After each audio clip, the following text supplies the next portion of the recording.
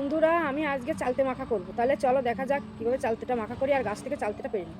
বন্ধুরা দেখো, এটা হচ্ছে আমাদের চালতে গাছ। দেখো গাছে কত চালতে হয়েছে। এখান থেকে আমি একটা চালতে পেরে নেব। এই চালতেটাকে আমি পেরে নেব।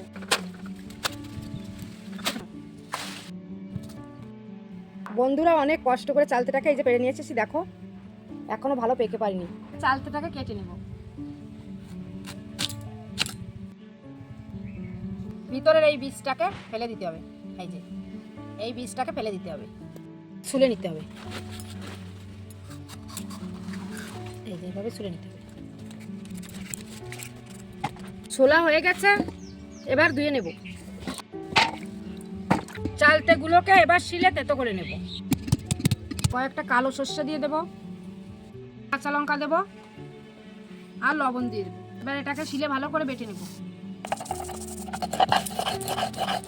বাটা হয়ে গেছে, এবার এটাকে তুলে নেব। এবার বাটিতে তুলে নেব। এটা ভালো করে চটকে মেখে নেব। এবার একটু চিনি দিয়ে দেব। চালতে মাখাটা আমার হয়ে গেছে। বন্ধুরা চালতেটা দেখো আমার মাখানো হয়ে গেছে।